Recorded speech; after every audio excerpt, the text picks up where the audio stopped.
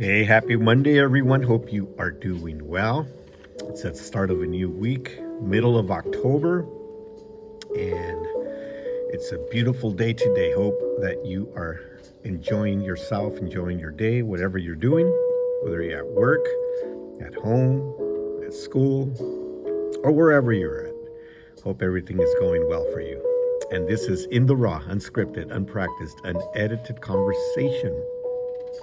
We've been talking the last few weeks about the Sermon on the Mount. It started with the Beatitudes, and then we transitioned into the Sermon on the Mount, which is pretty extensive and very eye-opening in many cases.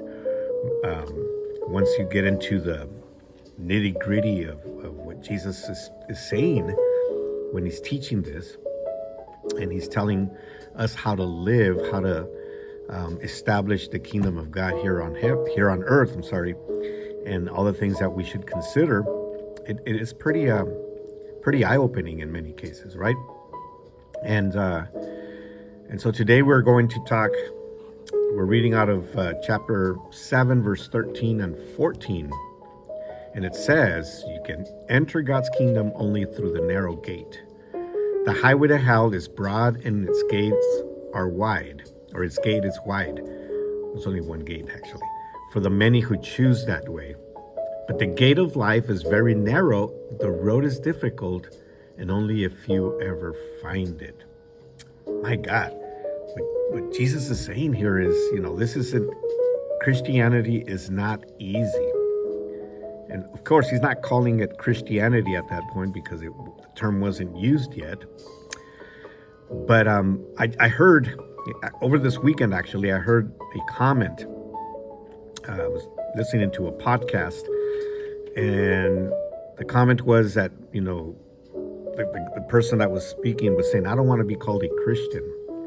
I don't want to, I'm not a Christian. I want to be called a disciple," right? Many people say, "Oh yeah, you're a Christian. But the truth is that, what does that mean, really? Other than, the literal meaning means you're a follower of Christ. But what I really consider speaking of my identity, is that I'm a disciple of Christ. I learn from him. I follow his steps. A disciple learns from his master. A disciple learns from his mentor, follows their steps, gets into it with them, in the most intimate way to learn everything that they need to know, And so, what Jesus is saying here is not going to be easy. It's not going to be easy. The gate is narrow. The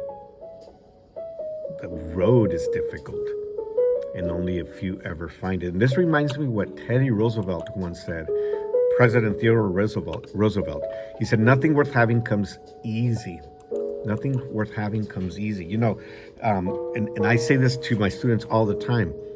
If you are going to succeed in life, if you are going to be, you're going to reach your goals, you need to be willing to sacrifice. You need to be willing to work hard for it.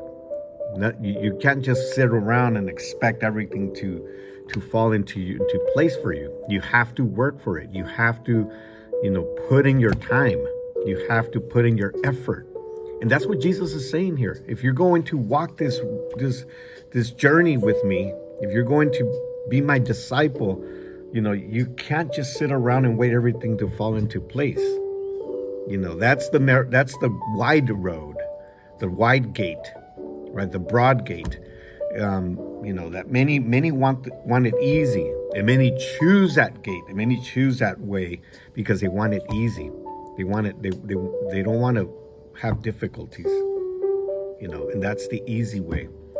But if you're going to do something for your life and change the way your life has been, then you need to be willing to sacrifice. You need to be willing to walk through that narrow gate.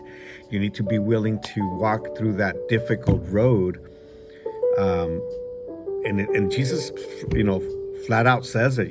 Only a few will find it. It's not for everybody. Not everybody will be willing to do this. Not everybody will be willing to sacrifice, to pay the price, to say, okay, I'm willing to walk this difficult road. And because what we need to always keep in mind is the end. Where is this going to lead me? Where is this broad road, this broad gate, this easy road? Where's it going to take me?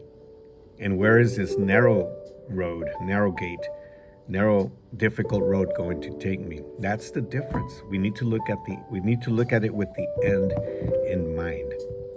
So I hope you have an amazing week.